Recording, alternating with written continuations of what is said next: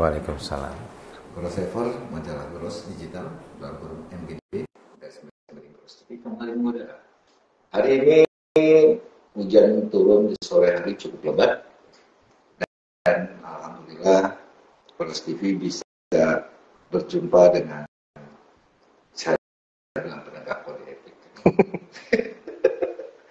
Sebenarnya sudah lama kami narasumber yang satu ini berkecimpung di dunia kode etik. Karena dari dulu kalau masuk di organisasi, kalau nggak bagian perundang-undangan, kode etik. Di akademisi pun mengajarnya tentang kode etik. Berarti penegakan dan kode etik seperti apa itu nanti kita akan bahas. Saya perkenalkan dulu, mungkin tidak perlu diperkenalkan narasumber yang satu ini, karena Pak Profesor sudah sangat hatam dan hafal, yaitu Kang Dr. Udin Narsudin SPM MUM, atau lebih akrab kita panggil KUN. Kang UN, Siap. Saya sebelum masuk ke kode etik. Terakhir kita bincang-bincang mengenai perkembangan organisasi Ikatan Notasi Indonesia. Di mana kalau nggak salah Kang Bro UN menyampaikan duduk bareng, turunkan ego, ya kan? Turunkan ego, duduk bareng, didiskusikan, bicarakan demi kepentingan organisasi dan anggota. Nah, ternyata apa yang disampaikan oleh Kang UN tersampaikan juga melalui rapat dengan pendapat yang ketiga yang akan saya dengar dari Komisi 3 dengan Dirjen AU. Nah, sebelum jauh ke sana, Kang, kalau melihat dari kacamata Kang Udin, perkembangan Ikatan Notaris Indonesia ini kan sebetulnya simpel ya, permasalahan itu kan di dalam tubuh organisasi sendiri. Itu gimana, Kang? Untuk penyelesaiannya sendiri seperti apa sih? Baik, bismillahirrahmanirrahim. Assalamualaikum warahmatullahi wabarakatuh. Kang Mahfud, jadi kalau cerita organisasi sebetulnya memang sekarang itu mungkin di titik yang rendah ya, kalau boleh dibilang terendah. Kenapa saya sebut seperti itu? Jadi permasalahan organisasi dibawa kemana-mana gitu loh. Oh, oke. Ya, jadi ke PT UN gitu ya, ke DPR, ke kepolisian, ya ada yang saling melapor gitu ya. Melibatkan pihak luar. Iya, melibatkan pihak luar. Semestinya atau seharusnya memang tidak perlu sampai sejauh itu gitu ya. Jadi di beberapa wawancara yang lalu kan, atau beberapa bincang yang lalu sebetulnya kan saya sudah menyampaikan juga, rembuk nasional itu boleh, nggak ada masalah gitu, tapi jangan kemudian dijadikan landasan gitu loh. Yang namanya musyawarah, mufakat itu sesuatu yang mulia, ya. Tetapi kalau itu kemudian dijadikan landasan yang sebetulnya tidak ada dasar hukumnya dalam organisasi, dalam mengadasar rumah tangga, itu yang menurut saya blunder gitu loh.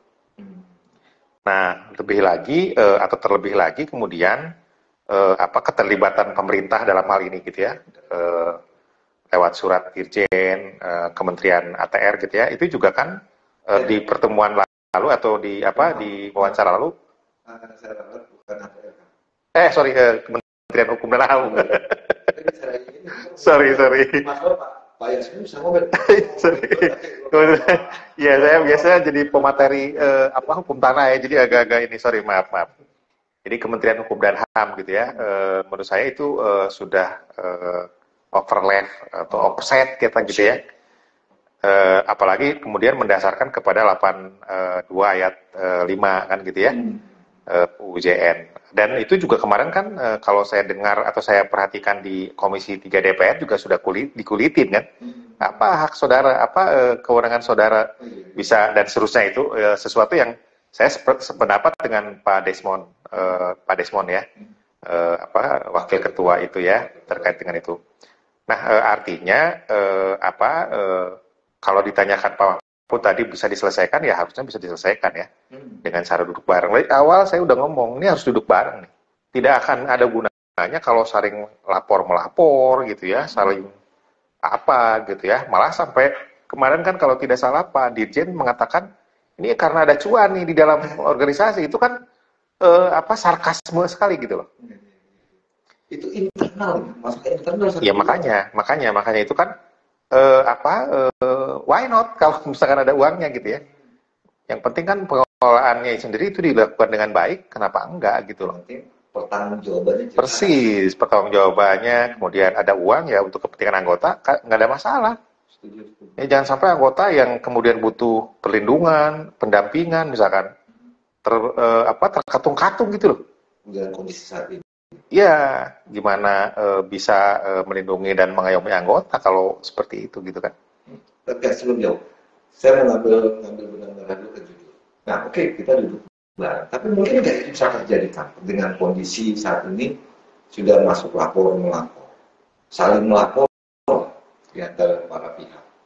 Ya, pertama yang namanya musyawarah mufakat itu sebetulnya adalah representasi dari ciri bangsa kita gitu. Kita punya Pancasila kan, ya pasal 4 sudah sangat jelas gitu ya. Menyebutkan bagaimana musyawarah mufakat itu sebagai salah satu cita bangsa kita. Ya, jadi kerakyatan yang dipimpin oleh hikmat dan seterusnya ya. Ya, itu kan dengan sangat jelas kalau kita lihat di dalam mata kuliah Santiaji Pancasila kan sudah sangat jelas ya. MKN spesialis notariat tuh pasti diajarin hal itu gitu ya. Jadi artinya kalau tadi pertanyaannya bisa bersatu nggak atau bisa katakanlah duduk bareng, nggak harus. Bagaimanapun yang namanya sengketa, yang namanya perselisihan itu asalnya kan dari dua kepentingan yang berbeda. Ya. Kalau ingin kemudian kepentingannya itu terakomodasi semua, ya musyawarah. Ya, dengan musyawarah maka segala jalan pasti bisa kemudian bisa dibicarakan. Ya, perkara sisi A, sisi B itu berbeda, nanti ya itu tadi titik tengahnya di mana. Dalam hukum juga kan ada yang disebut sebagai restoratif justice misalkan, itu kan cara. Gitu kan. Ini juga sama, apalagi notaris-notaris ini atau pengurus-pengurus ini diisi oleh orang-orang yang pintar. Ya, saya kan hanya cuman bisa ngomong doang ya gitu ya, karena cuman prihatin doang karena memang apakah didengar atau tidak. Padahal saya mah tidak ada kepentingan yang lebih jauh gitu, artinya pengen jadi anu ya. Nggak ada keinginan yang kayak begitu gitu loh. Dengan damai, dengan sentosa, seneng lihatnya gitu loh. Bukan kemudian kelihatan saling lapor, saling itu yang kemudian membuat kita prihatin. Bagaimana kemudian dengan mahasiswa-mahasiswa saya yang notariat yang masih dalam perkuliahan gitu ya, melihat seperti itu kan prihatin sekali gitu kan. Gitu. Kalau saya tadi mundur ke belakang sedikit, pihak luar yang pertama kali dilibatkan itu kan adalah pembina. Ya, gimana tanggapan kamu? Ya, memang menurut saya ya kalau kemudian hanya sebatas berkonsultasi gitu ya, kemudian meminta konfirmasi gitu ya, meminta audiens gitu ya, menurut saya nggak ada masalah. Salah tidak?